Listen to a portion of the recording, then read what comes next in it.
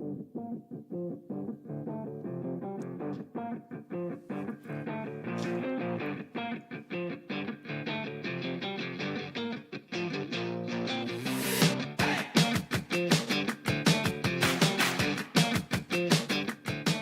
thank you everyone for joining us, and welcome to another episode of Heart of the Volunteer Veterans Podcast.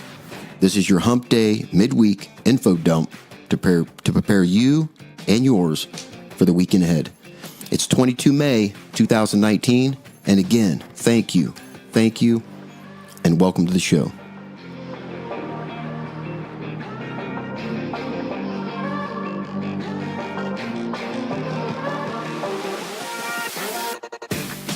All right, so let me ask you this question here. Have you got your summer planned? You got summer plans? If you don't have plans, or they're not solid, or your kid's been riding you because you suck at motivating them or engaging them with the world outside because they've run out of apps and shows to watch, if you need ideas, grab something to write with, something to write on, cop a squat, and welcome our veteran guest today. He's an Army retiree, and he's an archivist with the USS South Dakota Battleship Museum, a 19th and 20th century warfare expert. He has his own podcast in the work on history of warfare, and a great friend of mine. Please welcome Christopher Tucker to the show. Hey, Chris, welcome to the show, brother. Hey, thanks for having me. What's going on, man? What's going on? Well, I mean, we're talking about summer, but it does look like summer out there. It's kind of chilly up here in South Dakota. Holy cow, man. It's, Colorado Springs. I saw pictures of that place, and they've got snow. It's winter. 12 inches of snow up there. It's crazy. We got tons of rain, tornadoes, and everything else. What did you guys get last night? Well, temperature dipped, but we're kind of eyeing those tornadoes because, right there in the Great Plains, they like to come right up here and hit that Canadian cold front, and it'll kick them out. Yeah. So. Yeah, I hope everyone's all right, and I hope this.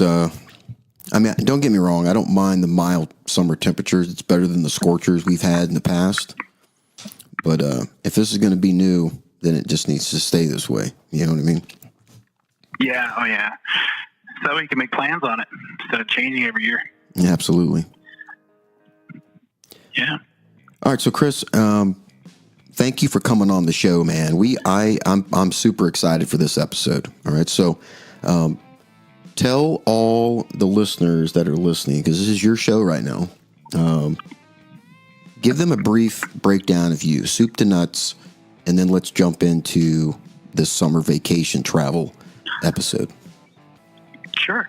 Well, graduated out of Little Axe, Oklahoma, and about 17 years old, I decided to definitely want to serve the country. So went in as a split op in reserves, a supply, and like a dummy, I didn't want to do paperwork, so I chose to switch over to infantry when on active duty.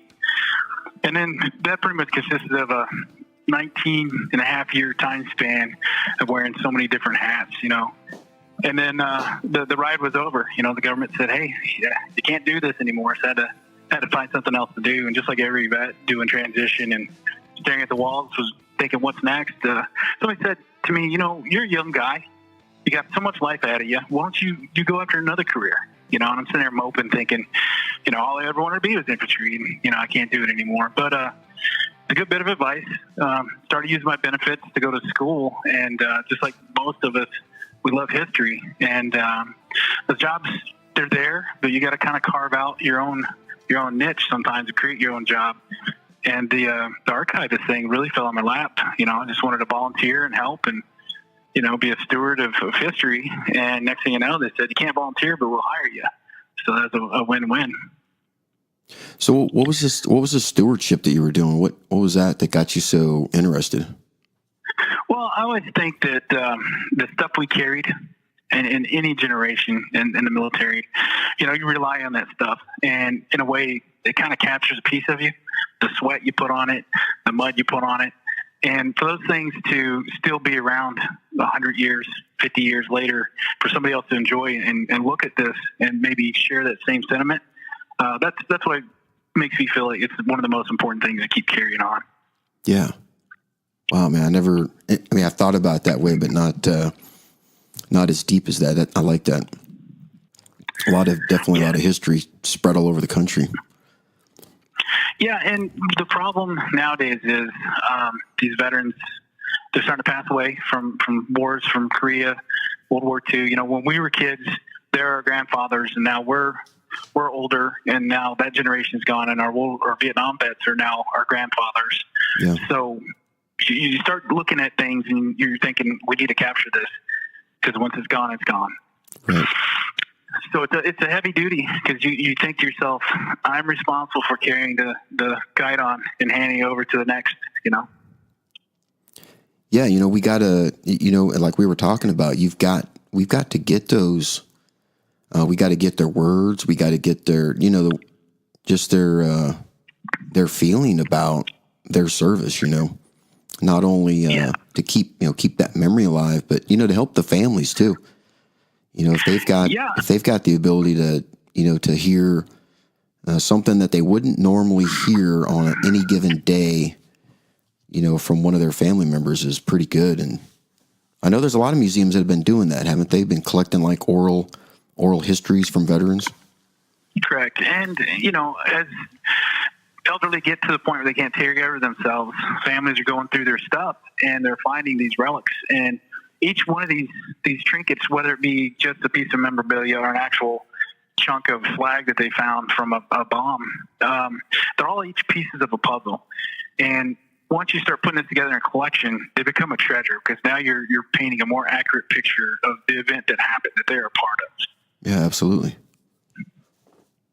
You know, and I like to think of, as we get people coming to the museum and you meet veterans and you're shading in those areas you don't know about, it's almost like each veteran's an island, right? And as these islands start to come closer together and socialize these personalities, you know, you can make a continent out of everything that people know. What I see a lot as a researcher is top down.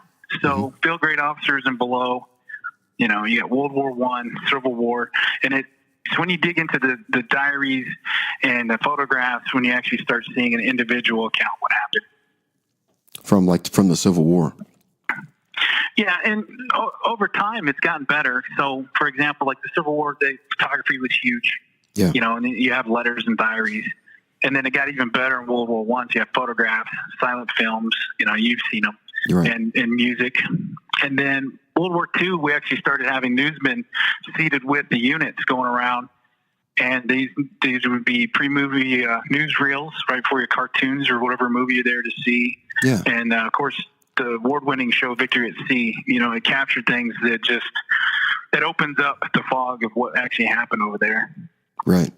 And recruiting. I mean, I know that was a big recruiting effort too. To get that, to let, you know, people, you know, it's kind of hard for somebody to come back, you know, after, you know, 6 months at sea and come tell their little brother, you know, what they saw. It's better if they go to the, you know, start building the next generation of, you know, of volunteers. Yeah. Yeah. And then we're seeing a little bit of I would say a shaded era, but, you know, the Korean War, it was an unpopular war. We just got out of the Pacific. People weren't ready to go into another long stay. So it really didn't get the national coverage that the past wars would have. Mm-hmm. And, you know, a lot of the younger generation watched MASH and things like that, but it didn't really give you a full perspective of what was going on. And then, of course, we all know Vietnam, you know, the media started kind of polarizing different views, depends upon what you believed in, you know. So when these young men went off to Vietnam, the country was different. They believed in the government. They truly understood the system and why they're there. But when they come home, the whole country has changed, you know, so the media has changed. Yeah. And then when it gets towards our era, right before us, the first Gulf War, I mean, 24-hour news networks were launched. And, I mean, they're covering it nonstop. So you could sit there and watch all these shows, but I don't know how many times you've seen them where they're showing old stock footage trying to tell a new story. So right. I don't think it gives people a full look at what actually happened, you know? Right. But with the summer coming on, we're getting all these tours. You know, I just did a tour today, helping out, talking to second graders, and it's amazing. You know, second grade, the questions they ask, how many cooks were on the ship? Yeah. How many turkeys did they cook for Thanksgiving? And they're really interested in this stuff. Yeah, definitely. Hey, so what? So I think, No, go ahead, man. Go ahead. Well, I think as summer comes on and parents are debating whether taking them someplace like that's appropriate, would they go crazy and kind of shame themselves being there amongst all these relics and all this history? I don't think so, because a lot of the people that work there love the intention and they love sparking new thoughts and new minds, Yeah, definitely. Yeah, but, I remember that. Remember the museum, man, that was right there by the battalion there in Hawaii? Yeah, they had a lot of good stuff in there that I never knew of. Man, I used to go over there I probably went over there 15 times while I was stationed there. I mean, it was right there by the company. And sometimes you get some time off. And it's like I got tired of supervising soldiers, raking the leaves and picking up stuff. I'd go inside, man, and take a tour and stuff. So, man, there's lots of good stuff in there. I think they made it part of coming to the unit. So you get there, you talk to our major, they tell you where you're going to go. Hey, go to the museum. Mm-hmm. See what we're really about. This is what you're now a part of. It's bigger than you. You can definitely. Ever imagine. Well, the nice thing about that was, the history of Schofield Barracks was like inside that thing. The whole Pearl Harbor, it was, every bit of history was linked to that, and it was about Schofield. And it's crazy, man. It's crazy. Well, and people think about just Pearl Harbor and that one tragic day, and it impacted everybody, even citizens of Honolulu. Oh yeah. You're there. You're a citizen. You're a new territory, and here you are getting attacked by the Japanese. So they didn't report a lot about the civilian atrocities as well. I remember I was standing in Pearl Harbor, the actual museum. I was there as a teenager too, 16, I think. And it's the 50th anniversary. World War II bus pulls up. World War II American vets get out. Another shuttle bus pulls up. World War II Japanese veterans come out. And I'm 16. I'm thinking, man, what's going to happen? There's tension in the air. Bad blood. Next thing I know, hugging, crying, and healing. These men were on two sides of a coin, and it just completed the circle. Yeah. Yeah, I was like that Pearl Harbor tour, man. That was always very solemn, very, very solemn. Yeah. Yeah. But, a lot of people, they try to put it in perspective. 9/11, 3,500 people? Pearl Harbor, the attack of Pearl Harbor was about that many. Yeah. So, history did repeat itself in a sense. Not exactly, but don't quote me on that one. Right. But as the summer's coming up, I think it would be great to get your kids involved, get them put down electronics, and find something that they can actually find interest in outside of themselves. And it may make the world around them seem a little bit different next time they look at it, Right. So when I was down in Missouri, Kansas City area, I didn't even know they had a National World War I museum, like the National Museum. So I looked it up on a website, and I'm just blown away. This thing was founded in 1926. Generals Blackjack Pershing and Ferdinand Foch, the French general, that dedicated, and it was just his own hidden little gem. And I went in there and was just blown away. They had so many artifacts, so many things. And what was interesting about it is you don't see that many advertisements for it. It's its own quiet entity. And it was so good to the point where in 2004, Congress made it the official World War I museum. You got 3,200 square feet of artifacts, and you also got a trench walk. So inside there, you could put your head in and hear the sounds, what a trench sounds like at night. You hear all the different languages being spoke because you're that close. Oh, man. Yeah, and it's not that bad. If you go in, their hours are Tuesday through Sunday. So if you're there on a Monday, sorry, you're not going to make it. Right. From 10 a.m. to 5 p.m. And then admissions for adults, $18, seniors 65 and over, $14. Your youth, which is 6 to 18, $10, and then under 6, $0. But for us veterans, they got an active duty and veteran discount for $14. And then sometimes if you go on the website, they'll have like a military appreciation day where you may be able to go in there and just have to pay for like your oldest kid. You Right. know? Kind of like free weekends and Veterans Day and Memorial Day and stuff. Yeah. Yeah, and as an archivist, it's also a good source. So if anybody decides to pursue history as a major and you want to sit down and pick through firsthand letters, accounts, you can set up an appointment, and there's a small fee, but you can actually pick through white glove looking at actual letters from these veterans on the front line. That's crazy, man. I like that kind of stuff. Yeah. I'm going to have to, you know what, that's kind of got me thinking, maybe I need to do, not just you, but like get to one of these museums and interview one of the curators, and really kind of get, bring, the veterans kind of into like, what is the depth of all this, like deep into different, fields of the military. Yeah. Well, here's a perspective a lot of people don't think of. So America, the 1900s, 1914 to 1918, a huge chunk of America didn't even have electricity. They didn't have these complex tractors. Most of them didn't want to put the money into it, so they just still stay with horse and plow. So you go over there, and it's the most advanced thing you've ever seen. These big titans of ships, big mechanisms, big industrial war. And when you come back home, you're forever changed, not just because of what you went through, but seeing these giant monstrosities of industry and how they move and work. It gave them more ideas of how the world is a little bit smaller, Yeah, increase that worldview and that and knowledge. Yeah. Yeah. And then, so I was interested. I said, okay, so seeing the World War I National Museum, and if they got another one on the same caliber, they got to have a World War II one. And one popped up, and I haven't been able to go to it yet. I'm dying to go, but it's down in New Orleans, Louisiana. And it was the former D-Day Museum, but I guess it was so good Congress went ahead and designated as the official World War II Museum, 2003.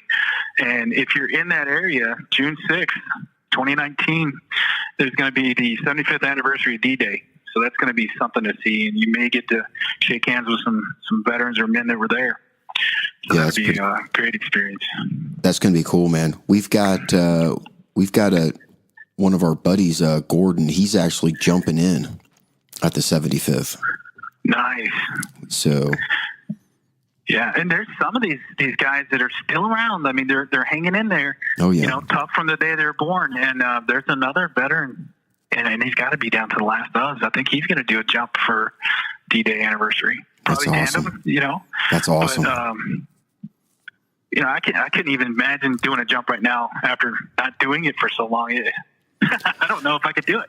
Well, Chris, let me ask you this though. Let's say you're 80. And your knees are shot, they're already shot, your back's already shot, and so it's even worse. And some young guy in uniform comes up and asks you if you want to jump in on the, 120th, anniversary of D-Day. What are you going to say? Yeah, you got me there. You got me hooked. You cannot not do it. Well, strap me up. That was a generation of, you challenge me, I'm going to show you something. Well, that's how the country was built, man. You're right. It was built on the backs of them, of that generation. I'm still in awe. Yeah. Still in awe. But if you do want to get down there and see it, it's open daily from 9 a.m. to 5 p.m. Closed Mardi Gras. Of course, you probably don't want to be there during the time period. You got other things to do. Yeah. Thanksgiving, Christmas Eve, Christmas Day, Common Sense days that are closed. Tickets for adults, $28. Seniors, not meaning you fake to be a senior, actually 65 and over, $24. Military with ID, make sure you have your ID, $18. College students with ID, $18. Children K through 12, $18, and then children under 5 free. It's kind of steep, and there is a lot to take in, but they do also a second day pass for $7, and they also have a website. That's pretty good, man. $7 to come back the next. I mean, that must be pretty good size if they're going to offer a second one for you to come back. It's got to be. I mean, on the website they do have some exhibits, but there's nothing like actually standing there looking at it. You can't replace that. The goosebumps. Hey, so let me ask you this, man. I mean, before we jump, I mean, I know when we get, these other museums probably have it, but are museums the older ones, are they bringing technology in? You know, where you walk up to it and it gives you it talks to you or gives you like a recording of a real recording. Are they starting to incorporate a lot of that into the museum sets now? Well, yes and no. Here's the thing. Museums is a business just like anything else, and some of them, they want to give you the experience. So it's kind of like a museum ride. You know, you walk through it, you see it, you feel it. And then some museums, the smaller ones, are artifact driven. So you want to see the original surrender document or something. You know, so the higher museums where you pay the bigger bucks, the $18 to $20, you're going to get some technology. You're going to get the headphones so you can hear the words of letters from veterans that were there while you're walking through the piece. You know, the smaller museums really can't keep up with that, but what keeps driving their returns is the actual items. So they're kind of nervous at first about putting their inventory online because, let's face it, if I can see it online, why should I go see it? Mm-hmm. But in actuality, it sparks more interest. Now I really got to go see this thing. I got to put my eyes on it. I just need to have air between me and it, you know, breathe it in. Yeah, absolutely. I like that, man. That's a good point. Yeah. One that's really good about that is the National Infantry Museum, the Soldier Center down in Fort Benning in Columbus, Georgia. Dude, that place is on fire, dude. If you could know not one thing about the military, nothing. You could have been a civilian, have an important job your whole life, but just kind of curious. By the time you walk out of there, you're like, okay, I know what it is to at least taste what it is to go through that day in a life. Oh, yeah. You know, and from time to time, you'll see, I call them historical superstars. Hal Moore was in there before I think he passed. Yeah. So you never know who you're going to meet in there. So be on your best behavior. You know, don't go in there. If they're old and they're walking with a limp, or if they're young walking with a limp or missing a leg, you better respect, you know. Oh, yeah. You don't know who you're talking to. Well, you know, that's the thing. You know, it's when they started building that museum, there, you know, a lot of people were like, oh, come on. You know, it used to be in those old World War II barracks.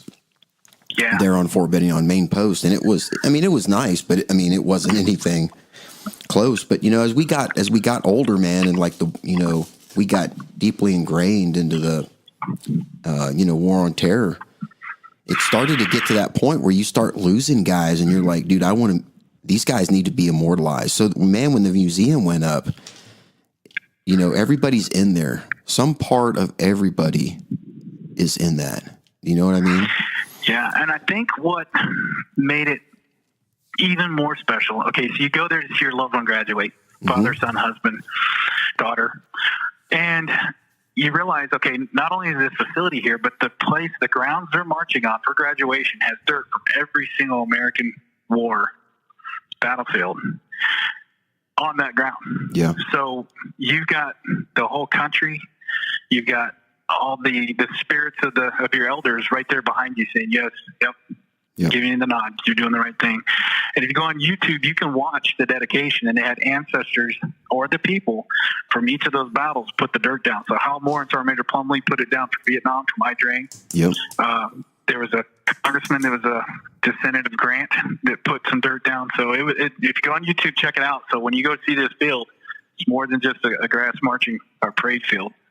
Yeah, that's awesome. You know, they do all the graduations from infantry school on Facebook too. They do them live.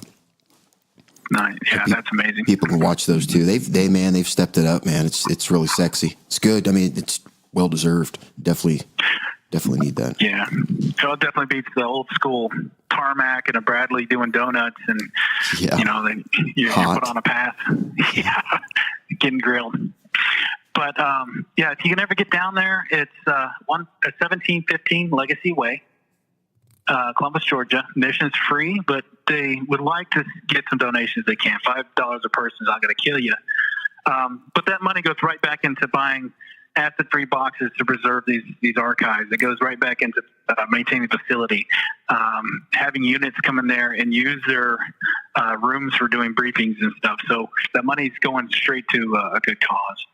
And their hours are Tuesday through Saturday, 9 a.m. to 5 p.m. Sundays, they do 11 to 5 p.m. And they're closed on Mondays. And they also have a website. We can probably post that up after show. Yeah, the National Infantry Museum.org, I think. That's what that is. I'll look it up. I'll get it on there. And then with every state has a museum, whether it be agriculture or whatnot. So if you get on there and you start hitting the interweb, you can dig out some military history. Like ours is a Battleship museum. It's landlocked, so people show up and they're looking around and they said, "What's a Battleship museum doing in the middle of the Great Plains?" But what we have is a concrete outline of the actual ship, and people are pretty blown away when we tell them, 2,500 people lived and worked on this thing at one time. As a floating island. Yeah. But it gives them an idea, but there's still a part of it if you don't have the imagination. So, and our sister ship, the USS Alabama battleship, the BB-60, it's in Mobile, Alabama, and it's still a museum. You can actually walk the deck, get down into the different quarters and whatnot, and it's really reasonable price, $15 for adults. You got $3 for AAA members, active duty members, $13, and then active duty dependents from 6 years old to 11, $5. Our museum is free, but those donations do help, But you're not necessarily going to get your arm bent if you come in and you don't have the money. You're welcome to come share the history with us. Hey, so what happened to the USS South Dakota? Why is it just a concrete mold of the ship? After the 40s, this thing was slated to have a service life of 20 years. Whenever they build one of these, it's a chunk of treasure. And to have something for the last half end of the war and just tear it apart, it's a way to reclaim their money. So this list came out. The Department of the Navy got a list from Congress. They wanted to cut down the number of battleships that were active service. So they put as many as they can in a mothball. So they put them in reserve status. So you could see them moored at ports in Philly and all these different seaports. But about the 60s, they're trying to shore up some loose ends and come up with more money. You figure 60s, Vietnam's in full swing. And they decided to scrap it. So the governor gets a letter from Congress saying, okay, the South Dakota is going to get scrapped. There's going to be a ceremony. And the first thing he does is he jumps on a plane, shoots down there, and tries to grab up every piece he can. And the first thing he says is, hey, can we move the ship to the state? And, of course, they think he's out of his mind. But they wind up getting huge chunks of this thing. So we have one 16-inch gun sitting out there. So it gives the scale of how big this thing was. We have the main conning tower that we fly the national colors on. And then we have the anchor chain out front to give people an idea. That's just one anchor chain, And then you come inside, and the main building's shaped just like the superstructure. Oh, man. So they come in. Yeah, I might have to get up there, man. This sounds like a good... this sounds pretty cool. Yeah, and the good thing with this one is we got 3 ships rolled into one museum. So the South Dakota is one of the, I'd say, in the top 10 least populated states. Right. But it had 3 ships named after it, which is, I think, they're the only one. So you had the ACR-9, the armored cruiser back in the World War I era, the Dakota. You have the BB-57, the South Dakota battleship. And then now we have, just 2 months ago, we launched the USS South Dakota submarine. And it's cutting edge. So that thing's a fast attack nuclear submarine. So, and one of the recruiting. Hey, so why does South Dakota have more, representation in the battleship and air? I mean, is that information known? I mean, is it influence? Is it was it key military generals back in the day that they were just from South Dakota? Well, I'm in the process of updating the crew roster, and this is everybody that's ever served, and I'm seeing people from tons of different states. So it can't be because of state, but you figure you join the Navy, you're in South Dakota, you want to serve on the South Dakota. I think it was just how it shook out. The service life and some of the battle stars that the battleship got, that history needed to be passed on to a new ship. So they politicked to get the South Dakota submarine launched. Right. And they carried the torch because they put all the decking inside the wardroom. So that way part of the Battleship South Dakota goes with the submarine South Dakota. But yeah, I don't know that answer. I'm going to have to dig into that one. Hey, so what you're telling me is whenever like the first USS South Dakota or Alabama or whatever, any kind of citations, presidential awards that the ship itself gets, when it gets demolished and reflagged as another one, it gets all of those. Is that what you're saying? I didn't see this one go forward because they want to start their own record. Right. So South Dakota had 13 battle stars, in just 2 years of active service, actual engagements. And I think when they recommission a new ship, what they'll do, at least what they did with the submarine, is they started their own new record. Right. I've seen ships in the past, though, where they do pass, like the Reagan. They'll take the ship and they'll pass forward the name and the service life. All its lineage and everything. Yeah, I kind of like that, man. 'Cause it's almost like a unit. It gets deactivated, then it gets activated, and it's like, this was the first unit in the Army, and now it's back up operating and gathering more life. It's pretty cool. I think they do ships kind of like they do with us. So you show up to a unit and you get a French Protégé, and you get unit citations that you wear on your uniform that you may not have been in that unit when you got it, but the unit has it, Yeah. Unit citations and awards. Yeah, that's cool. Yeah, I get that. And what made this ship so spectacular was not only its battle record, but Admiral Halsey uses it as his flagship.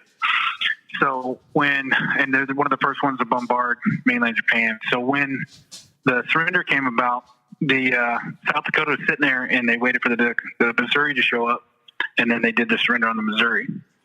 And I asked them, why didn't you just do the surrender on the South Dakota? And I got answered the same answer with a question. Well, who was the president? Where was he from? Yeah. I was like, oh, Missouri. Right. Yeah, that's pretty cool, man. See, that's the thing. I think that a lot of people miss out on when they go to these museums is like this. I mean, you could have a ship that you didn't know about, but everybody on that ship, they wear the hats for that ship, and they could be 90 years old. They're still wearing the hats. You know what I'm saying? They've got pride in that ship, that unknown ship. They have total pride in it. Hey, you still there? Chris, we still got you? All right, well, we lost Chris. We're going to get him back on the line. Not a big deal. There we go.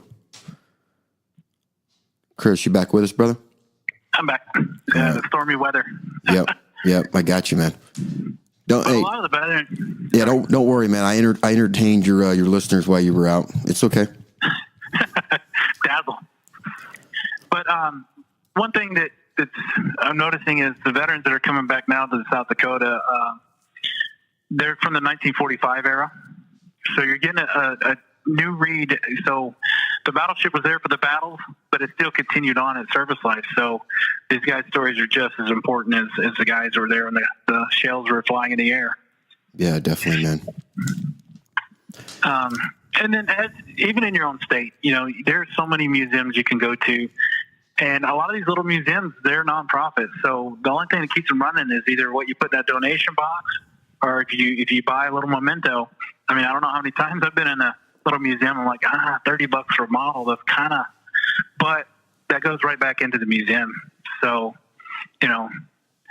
you pay your dues. But even if you don't have any money, that guest sign-in look that as soon as you walk in, that gives them their numbers. That's what keeps them there and keeps them valid. So every day, the people working the front desk, they have to, go see how many people sign in, where they're from, do a roll-up, and that's what keeps that museum open. As long as there's interest, that museum will stay there. I think that's important. What you're putting out, man, is your local museums. I mean, when they go around and they do a drive or something like that to buy new windows for the building because the building's old. It's a good thing to get involved in that because, those museums that are in your local area, they could easily evolve and encapsulate like your childhood, and then later on, like your middle life. There could be stuff in there that represented that, and if it closes down, your kids are never gonna see that. Case in point was the Ordnance Museum. I don't know if you remember watching History Channel, but there's this old gunnery sergeant. He has white hair, flat top, but he talks about weapons, and he's sitting there white gloving, holding, this is M16 number 1 of 10, the first 10 that came off the line. Well, that museum relocated to Fort Lee, but a lot of their exhibits, they're only using it for teaching purposes. So the footprint they used to have isn't there anymore, and that's because of base closing and different budgeting. So the center to go to see, the one of, a Flak 88 or whatever, it's getting harder to find. So you have to chase these pieces around from Fort Steele to. So with these local museums, you can get involved as a veteran and say, look, I know you don't have any budget, but I'm a veteran and I care about these things. Let me help you with the inventorying weapon systems, or let me clean this, or I'll build a display for you. Right. Absolutely. And they're always looking for model builders. Yep. Now, what do museums do, man, as far as like people that come there? And some, if I go to a museum, I'm like, hey, you know what? I come here every month. I love this place. And I've got a little bit of spare time. I'd like to give my effort and my time to the museum. Do most museums take just folks off the street that just want to help out? A lot of them will. They'll find a place. I mean, for example, Flag Day. And we put a flag from every state, and then we put out the national colors around the hull of the ship, or concrete ship. And sometimes troops will pick up the flags. So, for example, Boy Scouts will come in and they'll do it for us because now they're involved with it. I did that. Or, some of your junior ROTCs will come in and do it. But that's just coming off the street, and we really love it, and we're really passionate about it. Talk to them. They're just people, and they'll get you to the right person, whether it be a president of a board or whoever. And, they'll definitely welcome the help. Yeah, that's good, man. I definitely like that. Hey, so if you're looking for something for your kids to do, or you want to, do an activity, going down to the local museum and helping out might be something good too. Get like that, be able to get that tailored tour. So I can imagine if I was there with you, Chris, and it was like, hey, I come to volunteer, you'd be like, hey, follow me. And you'd be explaining stuff to me as we're going through it. And I'm getting like a crash course in history. And you really can't beat that, man. You can't. That's something that people overlook. The person sitting at the desk answering the phones, they're an interpreter. They're in there with these things all day. So they know more of the story than you do. And when these guys come in to actually use these pieces, they're absorbing little pieces of information that's just going to be lost. So when you walk in and you're kind of nervous, I get nervous going into new places, crowded places, sign the guest book, find your comfort corner, find a picture to look at and kind of absorb the room. But once you get comfortable and you look at everything, start talking to the person at the desk. They'll show you some things. We've got things in the back room that are amazing, but people don't respect things much anymore. For example, we've got chairs from Douglas MacArthur from when he was in the Philippines. And we'd love to put them out, but sometimes certain people come in, everybody's welcome. We caught a guy standing on the chair, we're like, oh, okay, we can't do that. Yeah. So. Yeah, I never understood that, why somebody would want to do something like that, but common sense varies. Yeah. And then, if you want to go down this career path, I started off just doing military history because it's my passion. And I started hitting roadblocks because every time I'd go in to a voc rehab counselor, they said, okay, what job are we going to apply this to? I said, well, I want to be a teacher. Well, you need to get a teaching degree, and, do you coach anything? I'm thinking to myself, not really. And they said, well, most history teachers are coaches, unless you teach for like a junior ROTC or something. So, I started feeling like maybe I'm caging myself in here. But then I looked at Oklahoma University to have a master's degree program in museum science. And what better way to share your passion with being part of the museum? And there's so many different jobs. So you have museum techs, you build displays. You have your curators. They're the ones that think of, is this display going to bring people in? And then you have an archivist that deals with these documents and does the deep research, chasing rabbit holes down, answering questions. Right. So the jobs are there. You might have to, like I said, create a job. Don't take no for an answer. Where are you going? What's your plan for the future with this, man? I mean, are you going for, big time archivist? Are you going to try to be a curator? What is the progression for it within the job in case there's a veteran out there that's thinking about, jumping in there? Definitely.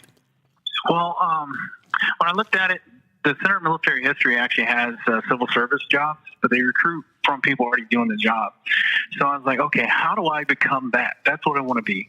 I want to be with military history, talking to veterans, sharing stories.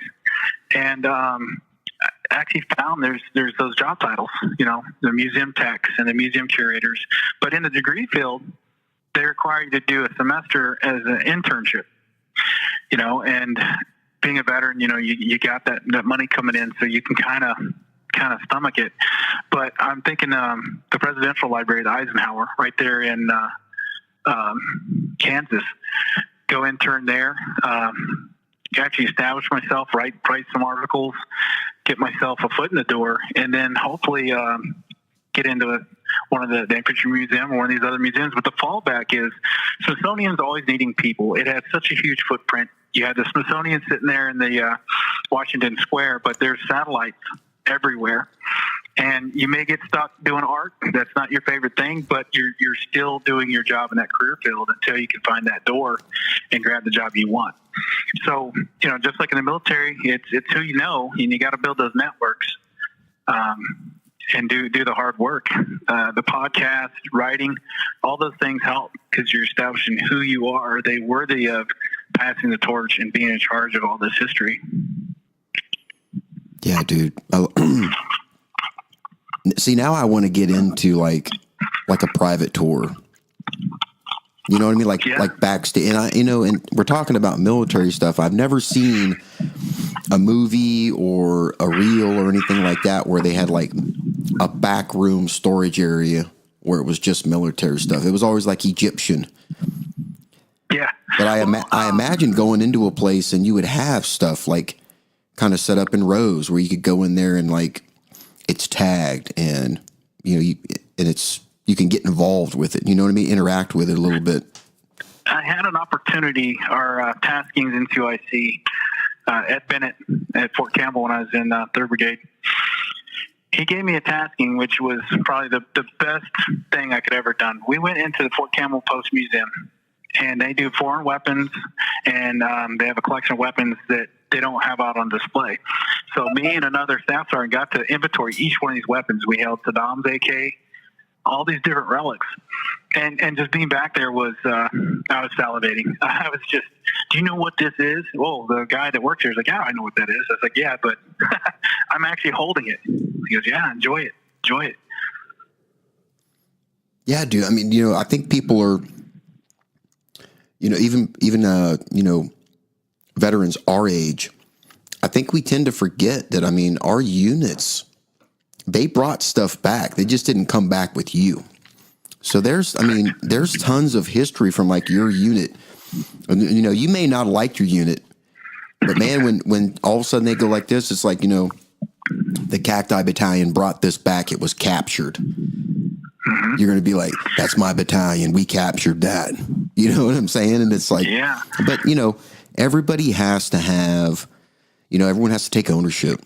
If you're involved in it, you do have ownership in it.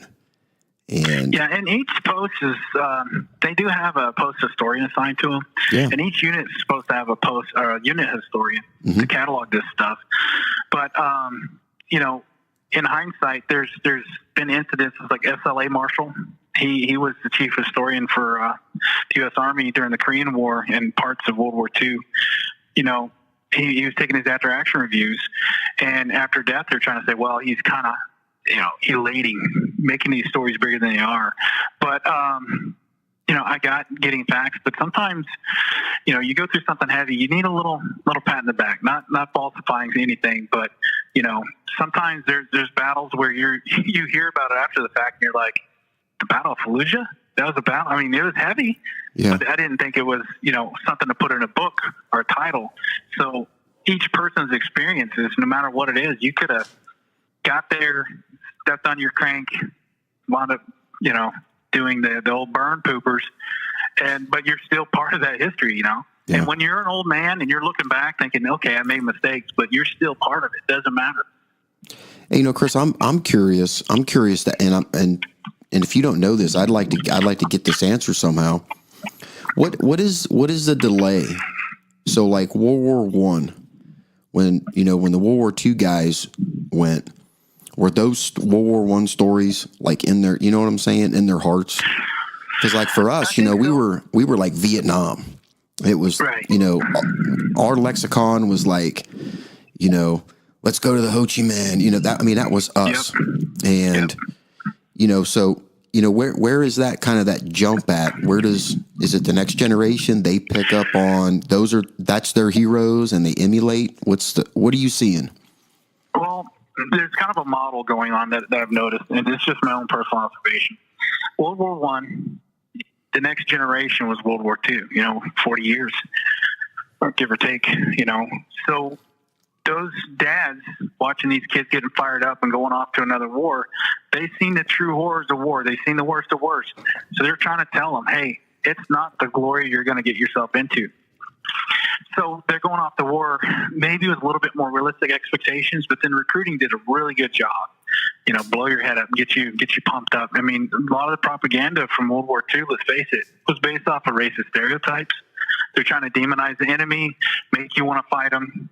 So when they come back home and they actually intermix in these cultures, they realize, hey, they really aren't like that.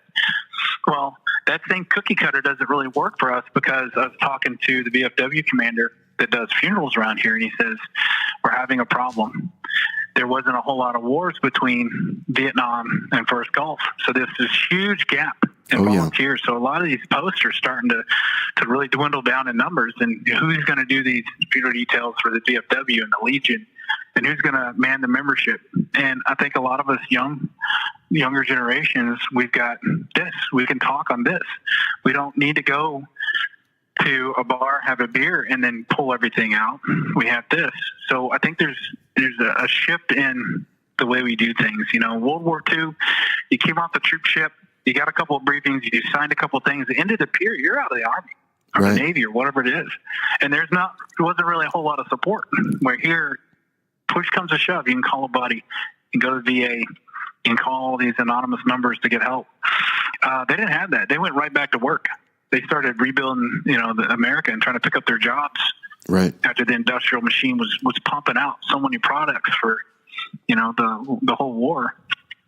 So that it doesn't excuse, but it kind of explains some of my grandfather, they all talk about him. All he did was drink and beat his kids and stuff. Well, maybe that guy was tormented inside and he just didn't know how to express it and didn't have anywhere to go with it. Not excusing it, not saying it's right, but that's maybe could have been what was happening inside their head. Well, that's, like we were talking the other day, man, that's like generational, and, we talked about, our generation where, we've got to, if we're going to learn how to use our words, we got to start voicing what we feel and who we are, you know what I mean?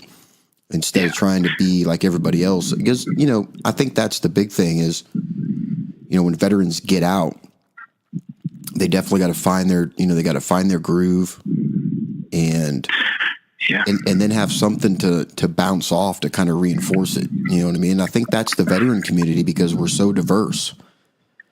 Right. I think it's like your own pod, your own family. So, for example, you come back from Vietnam and you went through some horrible things.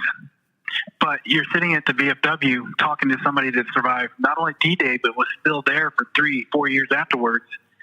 Couple of Purple Hearts, seen every day something else even worse compounding. And it's not about comparing who got it worse, but it's hard to convey his experience to, a D-Day guy. So they kind of congregated their own groups, and that's when a lot of Vietnam vets went to the Legion. What it was explained to me, right. And now with us, we're still busy with our lives. We're still busy transitioning. We're still busy with families and getting settled in. And I think in 20 years, there's going to be that, where's the group? Where can we go? We have reunions, but now numbers are starting to dwindle. Guys aren't here anymore to tell the stories. And, if everything's on digital, what happens at the digital age disappears. The hard drive crashes. Nothing's in writing. So it's by not capturing these experiences, you could lose it all. So where's our generation at as far as, what's our, where's our Legion? Where's our VFW post? Where are we going to that you're seeing? Well, I think a lot of it is we're still in the reunion stage. I still get texts and emails from Sergeant Majors. This is Sergeant Major. We're going to invite whoever wants to come. This could be like a quasi reunion. I don't think we're to the point where, man, we need to find a place for us all to go that we're from this campaign. We're still enough of us to go to unit reunions as opposed to now there's not enough for a unit reunion. Let's go to a campaign reunion.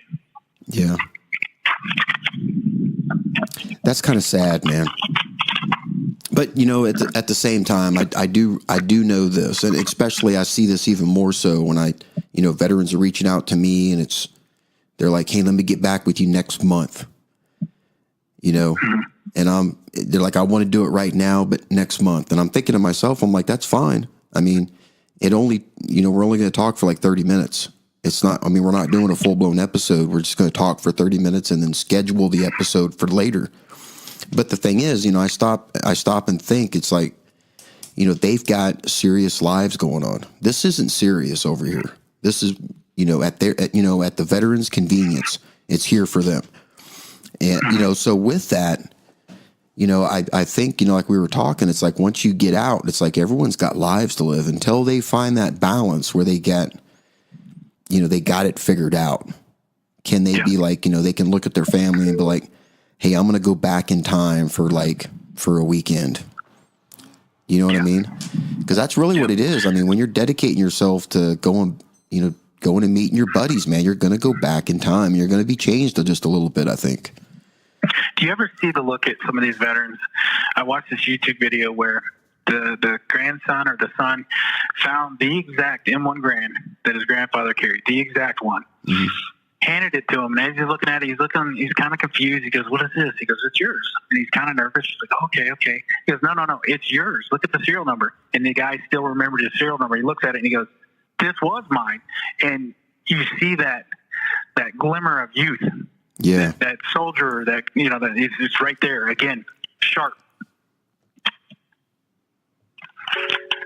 So it's going to take us a bit, but we're going to get to that point where you're in your life and you're looking back. You got more days ahead of you or behind you than you got ahead of you, and you're like, I was part of something. Nobody knows. And let's not really validate yourself, but you telling yourself that this isn't a dream. You really did those things. You were really there. Yeah.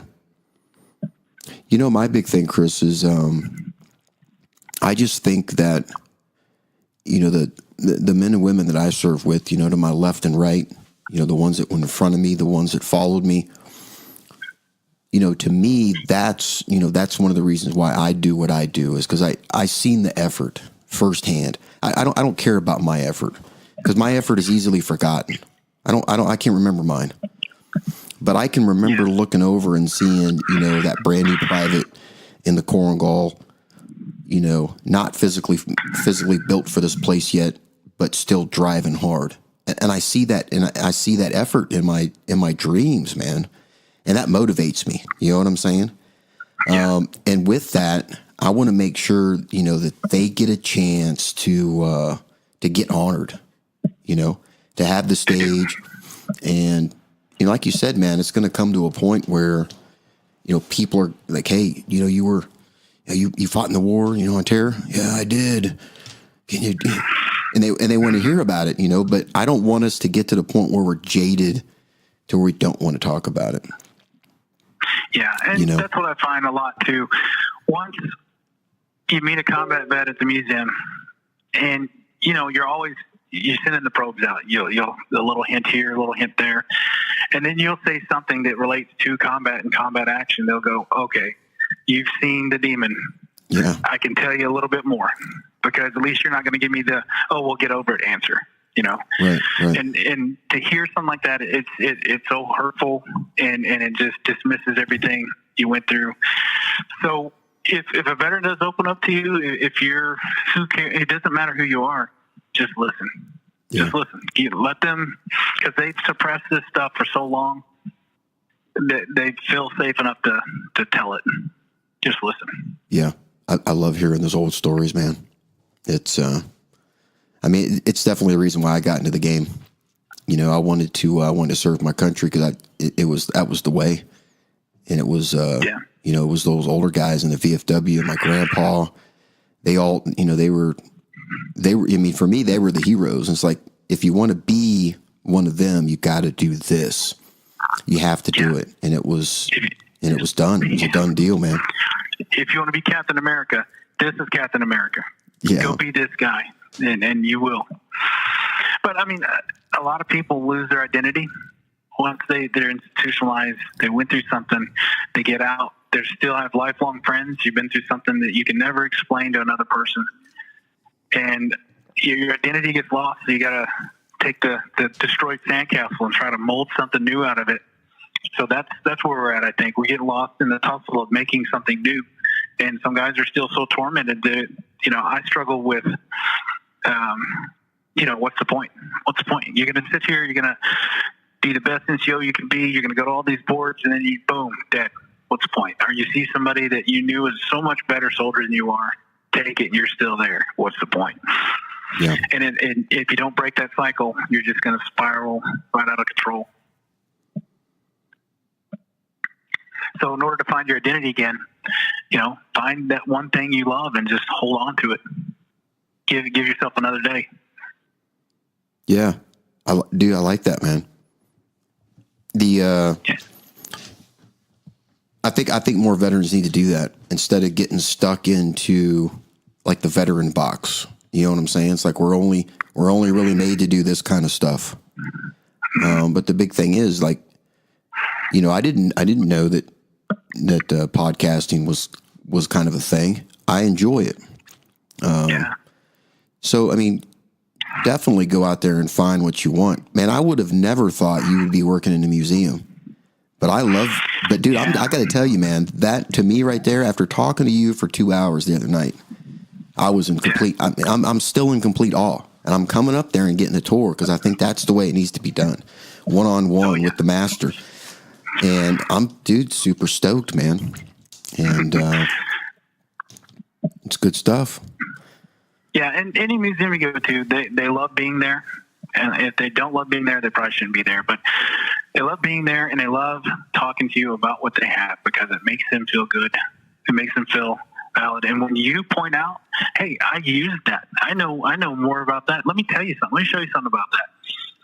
You're just making the experience better for the next person. Yeah, definitely. Nice. All right, man. So when are you going to come on here and thrill everybody with the epic of Chris Tucker?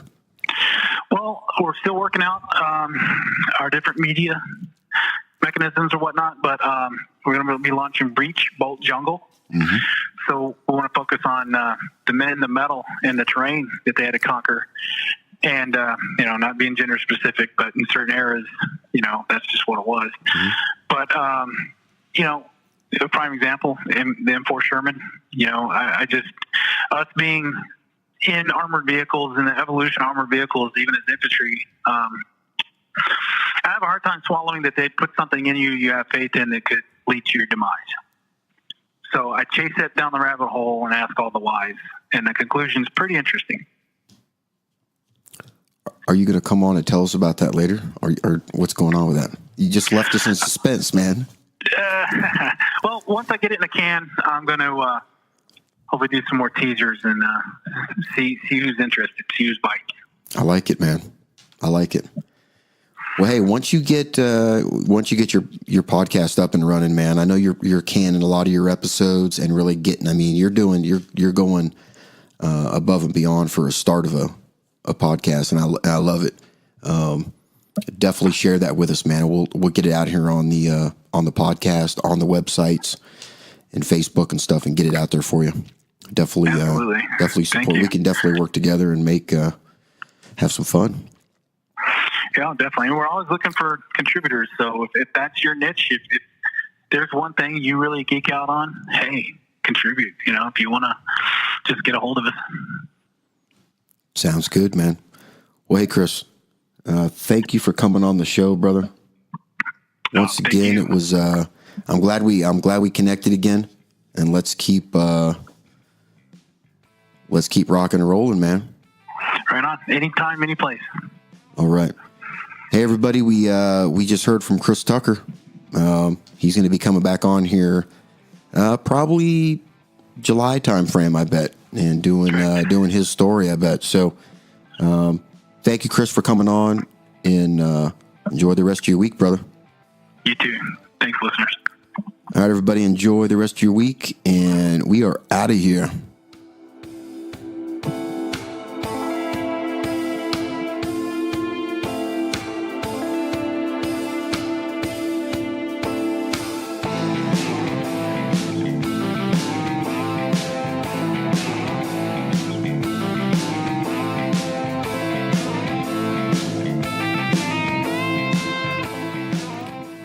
Noell and Fisher, copyright 2018.